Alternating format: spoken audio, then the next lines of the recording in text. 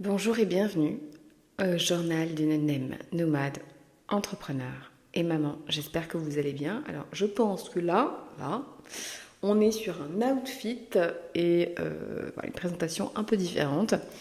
Et j'avais envie. Parce que,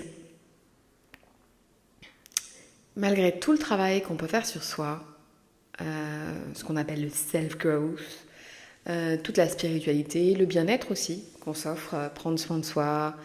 Il y a des moments où il y a tout qui se met et que la vie elle fait en sorte de vous faire passer des tests et parfois elle vous met à terre ou si c'est pas à terre elle vous met à genoux. Bon, écoutez, vous me voyez un jour, une des semaines où je me suis pris pas mal de petites baffes. Je remercie l'univers de toutes ces petites baffes parce que je sais que ce sont des tests et j'espère les avoir super bien passés. Néanmoins, voilà, je suis là. Alors, je travaille. Quand je travaille, vu que je suis actuellement à l'autre bout du monde, j'ai un gros décalage horaire. Donc, souvent, si je fais des interventions à Paris, c'est au milieu de ma nuit, soit. Donc, c'est vrai que ça peut me permettre d'accumuler un petit peu de fatigue. Mais c'est souvent des choses qui relèvent de mon fils, de l'école ou de l'administratif, qui ont tendance à vraiment me faire perdre pied. Et la vie les multiplie en ce moment pour me dire, c'est pas la première fois, mais pour me faire déjà repasser des tests que j'ai passés, parce que c'est quand même super cyclique, et me dire, voilà, est-ce que là t'as compris ou pas, comment tu vas les gérer. Et puis parce que c'est la vie, quoi, tout le monde a son lot je vais pas dire un gros mot, mais M-M-E-R-D-E, quoi. S, bien sûr. Non, et je devrais être contente que ce soit ce lot-là cette semaine et pas un autre lot. Voilà. Donc quel va être le thème de cette semaine? J'avais prévu autre chose. Alors je sais pas si je me tiens à ce que j'avais prévu. Ouais, je vais me tenir à ce que j'avais prévu. Ça rentre dans la case un peu maman, un peu nomade aussi.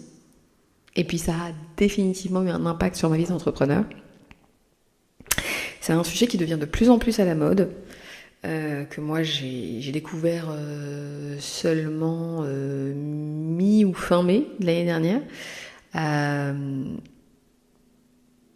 mais qui a eu un très gros impact sur moi parce qu'en fait j'en suis atteinte et je n'ai aucun doute sur le fait qu'au moins une de mes deux grand-mères en ait eu un très très aigu.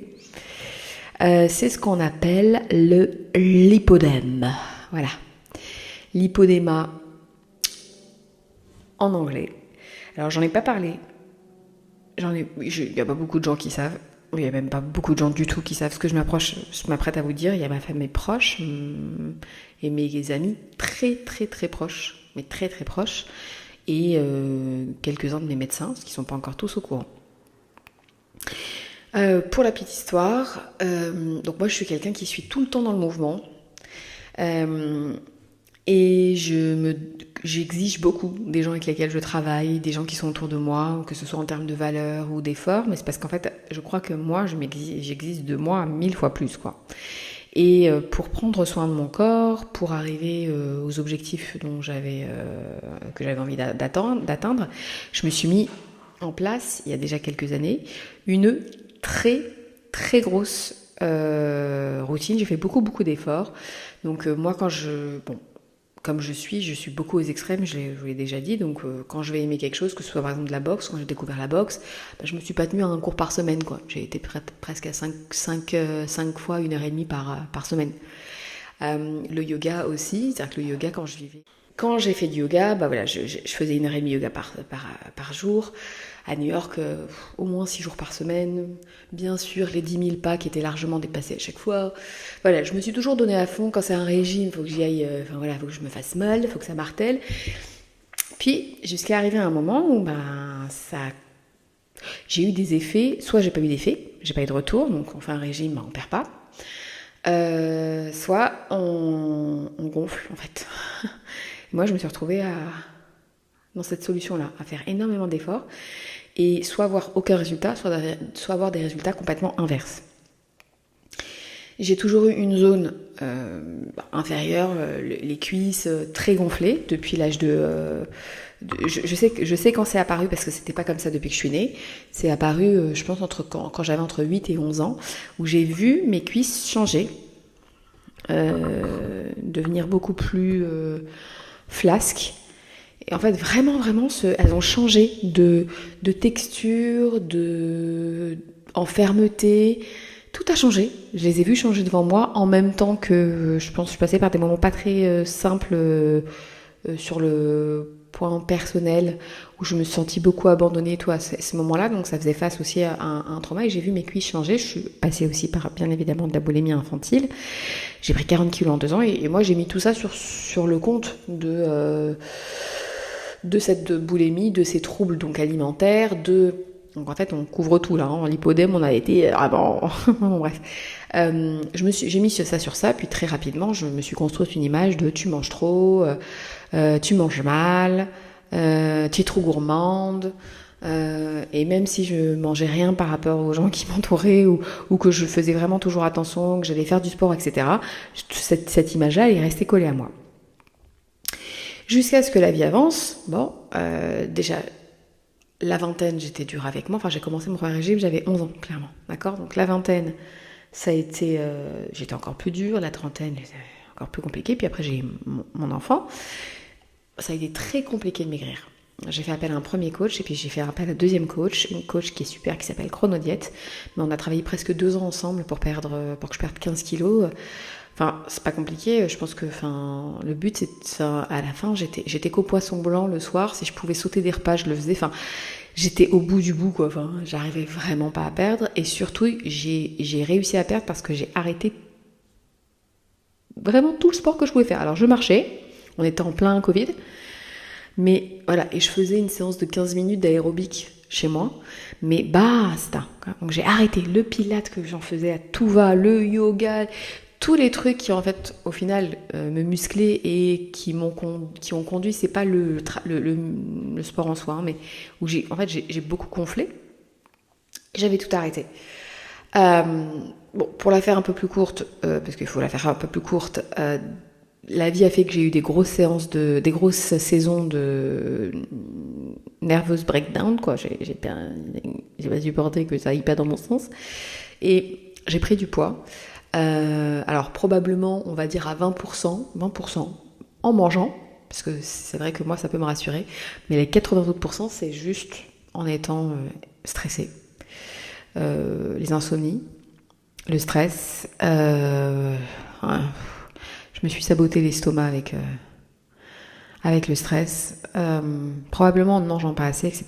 Et en fait, ça a conduit à ce que au cours de ma grossesse et après ma grossesse, et puis maintenant, voilà, ça fait quand même 7 ans, ce que mes jambes, elles commencent à être extrêmement douloureuses.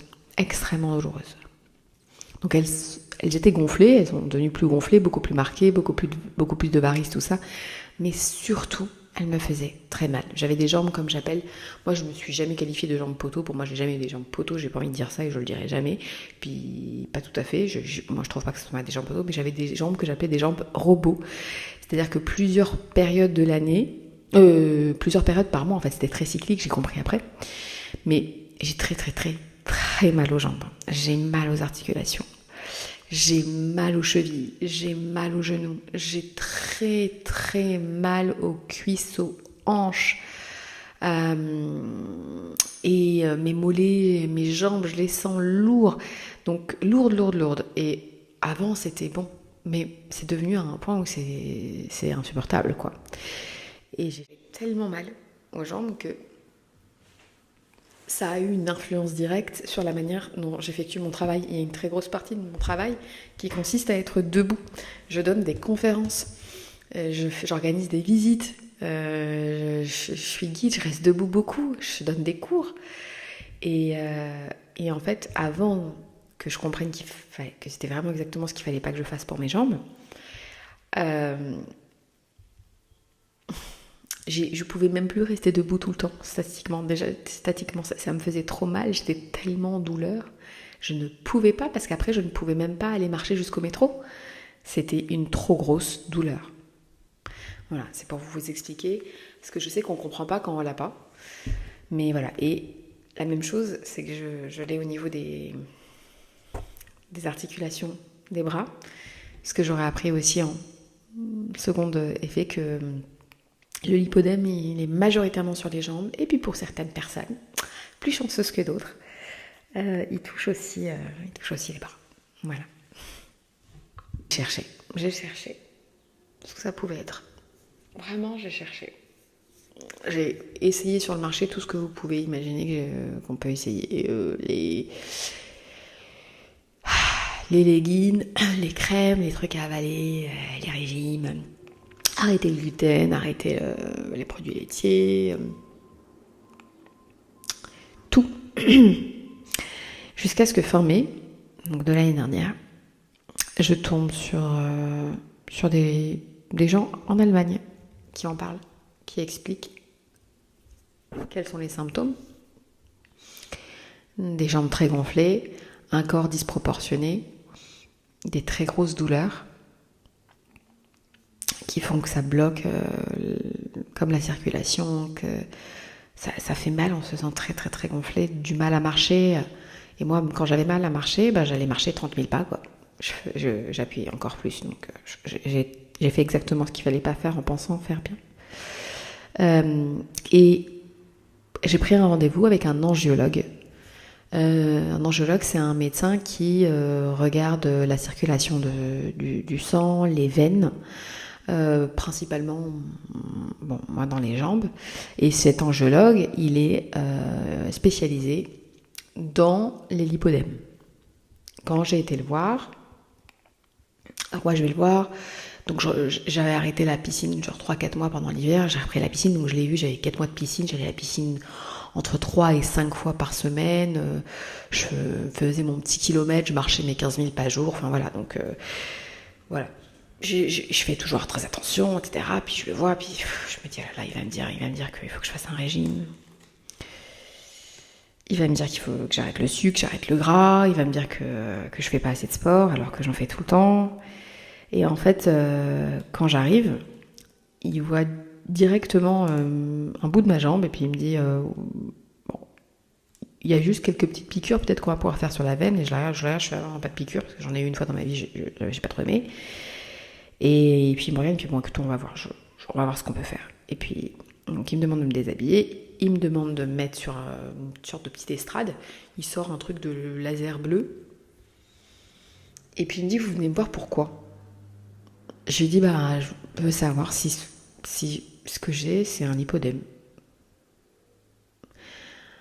Alors, il me regarde, il me dit, bon, tournez-vous.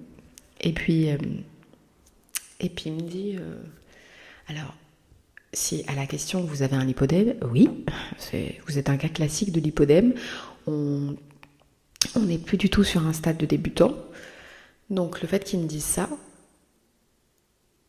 je suis restée bouche bée. Et après, ce qu'il a dit, ça a changé ma vie. Il m'a dit 2 choses. Il m'a dit, je pensais qu'on allait parler piqûre. Il m'a dit, on peut pas parler piqûre. Votre veine à la jambe droite, c'est une veine secondaire, mais elle est inactive, quoi. La circulation de sang est rompue. Vous avez une très très mauvaise circulation de sang, surtout du côté droit. Donc, on peut l'enlever. Il me dit, mais on n'est plus du tout au stade des piqûres. Et il me dit une deuxième chose. Il me dit, ça se voit que vous prenez grand soin de vous. Vous avez un corps extrêmement musclé. Vous êtes musclé, vous avez un très très bon maintien, on le voit.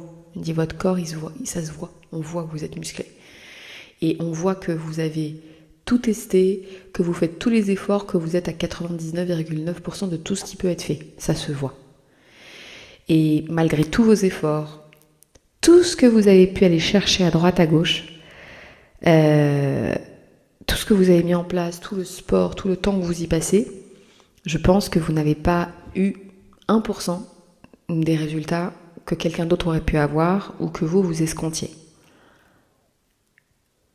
Et donc je le regarde. Et cette phrase, ça m'a à la fois fait énormément de bien et aussi beaucoup de peine. Beaucoup de peine parce que quand on l'entend de la part de quelqu'un d'autre et que de dire que tout ce que j'ai fait, ça, voilà, enfin, j'ai cherché en vain. Et de l'autre côté, ça m'a fait beaucoup de bien de me dire que pour une fois, on n'allait pas me dire faut faire un régime. Mais je suis au régime toute ma vie. Enfin, comment je t'explique ça? Tu vois? Voilà. Donc est arrivé le diagnostic du lipodème. Si ça vous intéresse, je vous raconterai la suite. Et je vous expliquerai que ma vie a changé le 12 septembre 2025. Que mon corps ne sera plus jamais pareil. Et que le lipodème... voilà, a fait que ma vie a pris un tournant. Voilà, donc petit spoiler, mais je vous raconterai ça parce qu'on est vraiment sur un autre chapitre là, que si ça vous intéresse. Donc j'attends vos commentaires, j'attends vos retours, j'attends vos questions et je me préparerai à faire la suite. Voilà, prenez soin de vous.